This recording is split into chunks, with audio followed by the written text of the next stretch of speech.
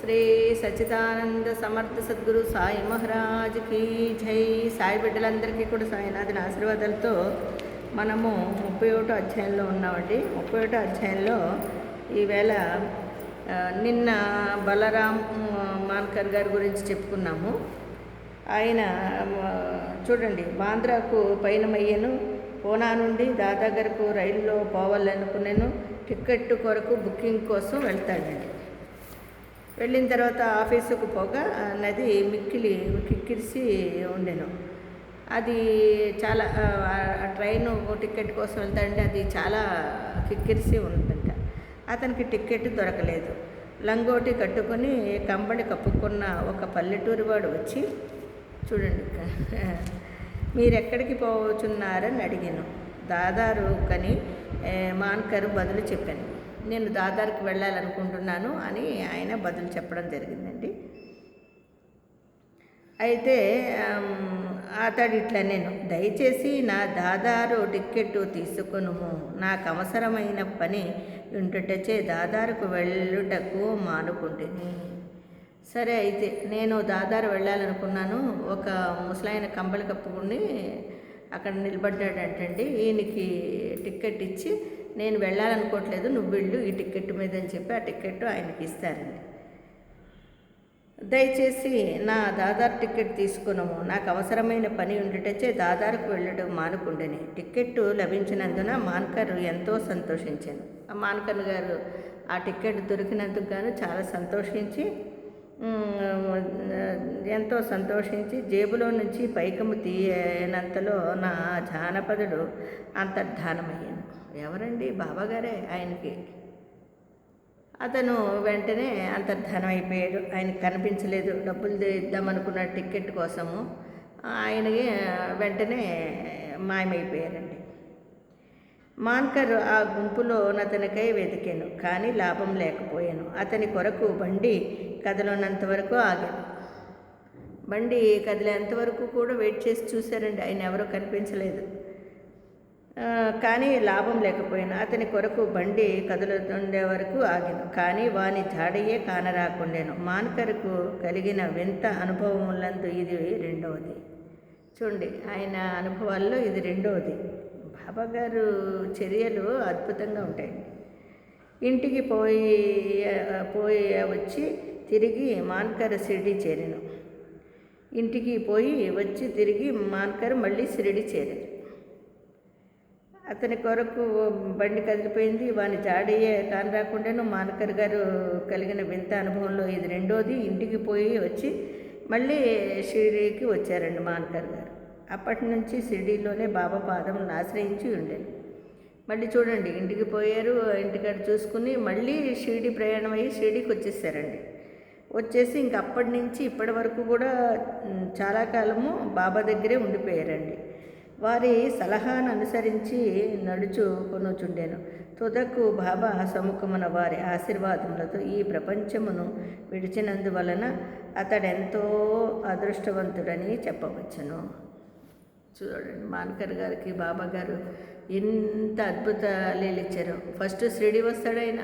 వచ్చిన తర్వాత నువ్వు ఇక్కడ ఉండొద్దు అని వేరే చోట పంపిస్తారు. అక్కడ ఆయన చాలా ప్రశాంతంగానే ఉంటాడు. మళ్ళీ విసుగు చెంది వచ్చేస్తాడు ఆయన. మళ్ళీ లాస్ట్కి రెండోసారి కూడా షిరిడీకి వచ్చేస్తాడు. వచ్చేసి ఆ బాబా దగ్గరే ఉండిపోతారండి. ఆయన ఉండిపోయేసరికి ఆ బాబా గారికి తెలుసు కదా, ఇంటికి వెళ్ళొద్దంటారు, కుటుంబం ఉంది ఆయనకి, అయినా సరే ఇక్కడే ఉంటారు, షిరిడీలోనే ఉంటారు ఆయన.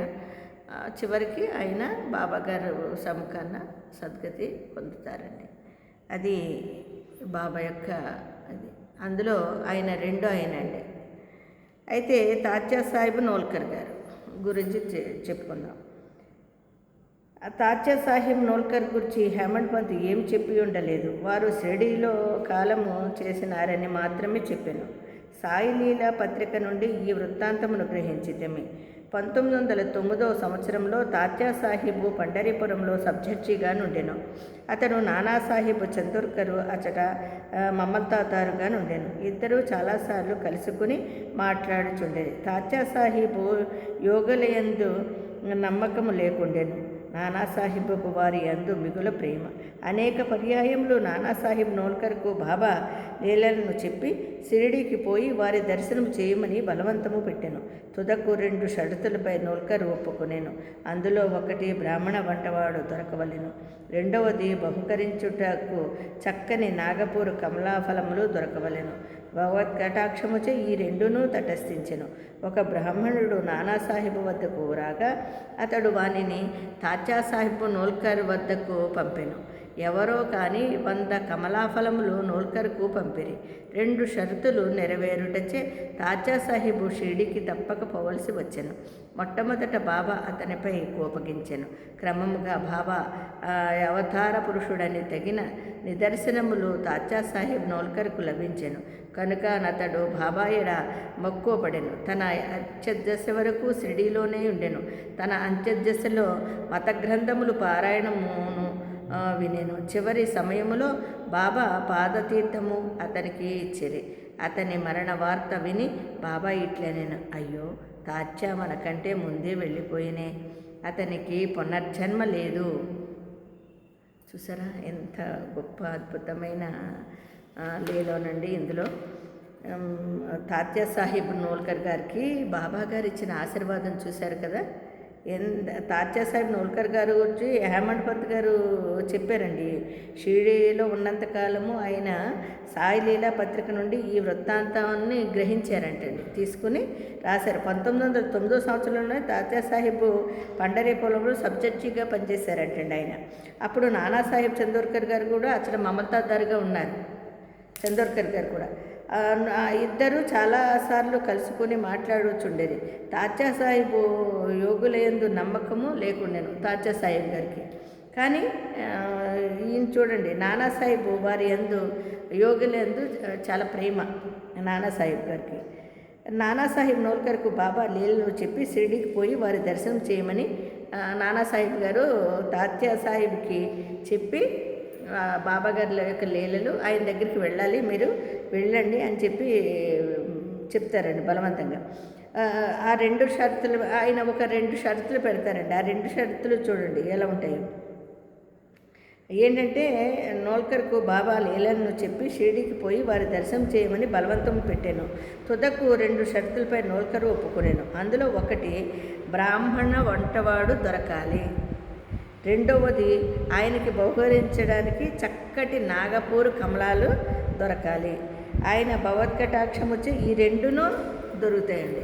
ఆయన అనుకుంటారు, నాకు ఈ 2 దొరికితే కనుక నేను తప్పకుండా షిరిడి వెళ్తాను అని నానాసాహెబ్ గారితో చెప్తారండి. ఈయన తాత్యాసాహెబ్ నోల్కర్ గారు. అయితే ఆయన ఈ 2 షరతులు పెడతాడు. ఈ 2 షరతులు నెరవేరుతాయండి. ఒక బ్రాహ్మణుడు నానాసాహెబ్ వద్దకు వచ్చి రాగా అతడు వాణిని తాత్యాసాహెబ్ నోల్కర్ వద్దకు పంపుతారు. చూసారా, ఒకటి అయిపోయింది. ఇంకా రెండోది వచ్చి ఎవరో కానీ 100 కమలాలండి, నాగపూర్ కమలాలు తీసుకొచ్చి నోల్కర్కు పంపిస్తారు. ఇది బాబా లీలలండి. ఇది ఆయన అనుకుంటేనో ఇంకొక రకంగానో జరగలేదు. ఇది అంతా సద్గురు సాయినాథన్ వారి యొక్క లీలలు. ఈ 2 ఆయనకి ఈ 2 షరతులు నెరవేరినాయి. ఇంకా ఆయన తప్పకుండా వెళ్ళాలి కదా షిరిడి. ఇంకా తాత్యాసాహెబ్ షిరిడికి తప్పక పోవాల్సి వచ్చింది. తాత్యాసాహెబ్ గారు తప్పకుండా షిరిడికి వెళ్ళారు. అందుకని ఆయన షిరిడి వెళ్ళారండి. వెళ్ళి క్రమంగా బాబా ఈయనకి 2 కోరికలు నెరవేరిపోయినాయి. బాబాని చూడాలి, ఇంక షిరిడి వెళ్ళాలి అనుకున్న ఆయన దగ్గరికి రావడం జరిగింది. బాబా గారి దగ్గరికి షిరిడీలోనే ఆయన దగ్గరికి వచ్చిన తర్వాత ఆయన దర్శనం చూసిన తర్వాత తాత్యాసాహెబ్ గారికి చాలా చాలా సంతోషం వేసి ఇంక అక్కడే ఉండిపోవాలనిపించింది అంటండి. బాబా గారి దగ్గర ఉండిపోవాలనిపించి ఆ నోల్కర్ గారు లభించిన కనుక అతడు బాబా ఏడ మక్కువ పడి తన అంత్యదశ వరకు, అంటే చివరి దశ వరకు బాబా దగ్గరే ఉండిపోయారంటండి. ఆయన ఎవరు తాత్యాసాహెబ్ నోల్కర్ గారు బాబా దగ్గరే ఉండిపోయారు. చూసారా, అలాగా పిలుచుకుంటారండి బాబా గారు. ఆయన చివరి అతని మరణ వార్త విని బాబా ఇట్లా నేను చివరి దశ వరకు షిరిడీలోనే ఉన్నాడు. ఆయన అంతని అంత్యక్రియలు మత గ్రంథములు పారాయణము వినేవాడంటండి. ఆయన చివరి సమయంలో బాబా పాదతీర్థం కూడా అతనికి చిక్కింది. అతని మరణ వార్త విని బాబా ఇట్లా అన్నారంటండి. చూడండి, ఆయన తాత్యా సాహెబ్ నోల్కర్ గారు చనిపోయారు అని బాబా గారు పాదతీర్థం కూడా ఆయనకి అందించారటండి లాస్ట్లో. అప్పుడు ఆయన బాబా అన్నారు, చూడండి తాత్యా మనకంటే ముందే వెళ్ళిపోయినాయి అంటే తాత్యా అన్నారు బాబా గారు. తాత్యా అంటే తాత్యా సాహిబ్ నోల్కర్ అండి ఈయన పేరు. తాత్యా అంటే ఇంకొక అబ్బాయి ఉన్నాడు కదా, ఆ అబ్బాయి కాదు, ఈయన తాత్యా సాహిబ్ నోల్కర్ గారు. ఆయన్ని తాత్యా అనేవారు బాబా గారు. అందుకని ఆయన మనకన్నే ముందే వెళ్ళిపోయారే అన్నారంటండి బాబా గారు. అతనికి పునర్జన్మ లేదు. ఇందులో ముఖ్యమైన విషయం ఏంటంటే ఆయనకి పునర్జన్మ లేదు. ఇంకో జన్మ ఇవ్వకుండా బాబా గారు భగవంతుని దగ్గరికే రప్పించుకున్నారు, ఆయన దగ్గరికే రప్పించుకున్నారు బాబా గారు. చూసారా, ఆయనది అయిపోయింది. ముగ్గురు ఆయన దగ్గర సద్గతి పొందారు. ఇప్పుడు 4వదండి మేఘశ్యాముడు. మేఘశ్యాముడు 28వ అధ్యాయంలో మేఘుని కథ చెప్పితిమి. మేఘశ్యాముడు మరణించగా గ్రామవాసులందరూ శవము వెంట వెళ్ళేది. బాబా కూడా వెంబడించాను. బాబా అతని శవంపై పువ్వులు చల్లెను. దహన సంస్కారమైన పిమ్మట బాబా కంట నీళ్లు కారెను. సాధారణంగా మానవుని వలె బాబా చింతా విచారగ్రస్తులయ్యను కనబడాను. శవమంతయు పూలతో కప్పి గద్గస్వరముతో బంధువుల వలె నేర్చి బాబా మసీదుకు తిరిగి వచ్చాను. చూడండి, 4వ ఈయన మేఘశ్యాముడు చనిపోయినప్పుడు కూడా బాబాగారు ఆయన అంటే చూడండి, అసలు మామూలుగా ఆయన భగవత్ స్వరూపులు అయినా సరే మానవుల వల్లే ఆయన కూడా దుఃఖించి శవం వెనకాలే వెళ్ళి అసలు ఆయనకి మాటలు రాలేదంటండి, అంతగా దుఃఖించారంట బాబాగారు మేఘశ్యాముడి గురించి. ఇంతకన్నా అదృష్టం ఏముంటుందండి? మనం జన్మెత్తిన తర్వాత భగవంతుడే మన కోసం చింతించాడంటే ఇంకంతకన్నా అదృష్టం ఏమన్నా ఉందండి? ఆయనకి ఆ అదృష్టం దక్కిందండి. ఆయన శవమంతయు పూలతో కప్పారు చక్కగా. బాబాగారు చాలా చింతించి అసలు బంధువులు మన కుటుంబ సభ్యులు ఏడుస్తారు చూడండి, ఆ విధంగా బాధపడ్డారంటండి బాబాగారు. ఆయన యోగులు అనేకులు భక్తులకు సద్గతినిచ్చుట విందుము. కానీ బాబా గొప్పతనము అమోఘమైనది. క్రూరమైన పులి కూడా వారి వలన సద్గతినే పొందారు. ఆ కథయే ఇప్పుడు చెప్పుదాము. చూడండి, ఇప్పుడు 4వ ఆయన మేఘశ్యాముడు అయిపోయారు. ఇప్పుడు పులి. ఆయన ఎంత అదృష్టం అండి మేఘశ్యాములు గారు. యోగులు అనేకులు ఉంటారండి, కానీ సద్గతి పొందేటప్పుడు ఆ యోగీశ్వరుడైన మన సద్గురు సాయినాథుల వారి చెంత మరణించడం అంటే అసలు నిజంగా ఆయనలో ఐక్యమైపోవడమేనండి. అలాగా క్రూరమైన పులి కూడా ఆయన దగ్గర సద్గతి పొందుతుంది. పులి బాబా సమాధి చెందుటకు 5వదండి పులి. బాబా సమాధి చెందుటకు 7 రోజుల ముందొక విచిత్రమైన సంగతి షిరిడీలో జరిగిన. ఒక నాటు బండి వచ్చి మసీదు ముందర ఆగిన. చూడండి, బాబా సమాధి చెందుటకు 7 రోజుల ముందు బాబా గారు. అందుకనే చూడండి, ఆయన తాత్యా సాహిబ్ నోల్కర్ గారు చనిపోయినప్పుడు ఆ బాబా గారు అంటారు, అయ్యో తాత్యా మనకంటే ముందే వెళ్ళిపోయాడే అన్నారు. చూసారా, చూడదానంత. ఆ పులి బాబా దగ్గరికి వస్తుందండి. బాబా సమాధి చెందుటకు 7 రోజులు ఉంటుంది. ముందుగా విచిత్రమైన సంగతి షిరిడీలో జరిగిన. ఒక నాటు బండి వచ్చి మసీదు ముందర ఆగాను. ఎడ్ల బండి వచ్చి ఆ బండిపై ఇనుప గొలుసులతో కట్టి ఉంచిన పులి ఒకటి ఉండేది. దాని భయంకరమైన ముఖము వెనుకకు తిరిగి ఉండేది. పులి అంటేనే భయం కదండి, భయంకరంగా ఉందంట. ఓ పులి ఆ బండి మీద తీసుకొచ్చారంటండి. తీసుకొచ్చి బాబా దగ్గర పెట్టారు. భయంకరమైన ముఖము వెనుకకు తిరిగి ఉండేది. దానిని 3 దార్వీషులు పెంచుచు ఊరూరా త్రిప్పి డబ్బు సంపాదించుకొనుచుండేది. అది వారి జీవనోపాధి. ఆ పులి ఏదో జబ్బుతో బాధపడుచుండెను. అన్ని విధముల ఔషధములను వాడిరి, కానీ వారి ప్రయత్నములు విఫలమయ్యను. బాబా కీర్తి విని వారు చూడండి, అంటే పులిని పెంచుకుని సర్కస్ వాళ్ళు ఉంటారు కదా, ఆడించుకుంటారు కదండి, అలాంటి వాళ్ళు దాన్ని తీసుకుని వస్తారు. దానికి అనారోగ్యం చేస్తుందనమాట ఆ పులికి. బాగు చేసుకుని వెళ్ళిపోయి ఇంకా దాని నుంచి సంపాదించుకుందామనే వాళ్ళ ఆశతో బాబా గారి దగ్గరికి తీసుకొస్తారండి ఆ పులిని. ఆ పులి అప్పటికే చాలా చాలా నీరసించి వయసు మీరిపోయి చాలా నీరసించి అనారోగ్యంతో ఉంటుంది. అయినా సరే వాళ్ళకి ఎంత ఆశ చూడండి. వాళ్ళు దాని నుంచి ఇంకా సంపాదించుకుని బాగుపడాలని బాబా గారి దగ్గరికి తీసుకురావడము, బాబా కీర్తి విని వారు అక్కడికి తీసుకొస్తారు. దానిని షిరిడీకి తీసుకుని వచ్చారు. దానిని గొలుసులతో పట్టుకుని ద్వారం వద్ద నిలబట్టారు. పులి అంటే పులేనండి, ఎంత అనారోగ్యంగా ఉన్నా ఎంత బాగోలేకపోయినా భయమే కదా. దాన్ని పెద్ద పెద్ద గొలుసులతో కట్టి మరీ తీసుకొచ్చి బాబా దగ్గర పెట్టారంటండి. దార్వీషులు బాబా వద్దకు పోయి దాని విషయమంతే బాబాకు చెప్పిరి. అది చూచుటకు భయంకరముగా ఉండును, జబ్బుతో బాధపడుచుండెను. అందుచే అది మిగుల చికాకు పడుచుండెను. భయాచర్యములతో ప్రజలందరూ దానివైపే చూచుచుండిరి. అంత నీరసంలో కూడా అది భయం కొలిపేటట్టుగా ఉందంటండి, భయంకరంగా. పాపం దానికి అనారోగ్యం చేసింది, అది కదలలేకుండా. కానీ అందరూ భయపడుతున్నారంటండి, ప్రజలందరూ చుట్టుపక్కల చూస్తున్న వాళ్ళు వీళ్ళంతా అయ్యబాబు పులి వచ్చింది అనేసి దాని వైపు చూచుండేది. బాబా దానిని తన వద్దకు తీసుకొని రమ్మనేను. అప్పుడు దానిని బాబా ముందుకు తీసుకుని వెళ్ళేది. బాబా గారు ఏమన్నారు, దాన్ని ముందుకు తీసుకురండి అన్నారు. అది దాన్ని బాబా గారు ముందుకు తీసుకెళ్ళారు. బాబా కాంతికి తట్టుకోలేక అది తలవాల్చింది. ఆయన్ని చూడంగానే, బాబా గారిని చూడంగానే ఆయన యొక్క కాంతి, భగవత్ స్వరూపుడు కదండి మన సద్గురు సాయినాథుల వారు. ఆయన్ని చూడగానే అది వెంటనే తలవాల్చేసిందటండి. బాబా దాని వైపు చూడగానే అది బాబా వైపు ప్రేమతో చూశాను.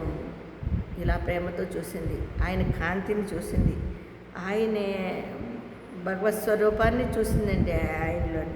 అది బాబా కాంతికి తట్టుకోలేక అది తలవాల్చను. బాబా దాని వైపు చూడగానే అది బాబా వైపు ప్రేమతో చూశాను.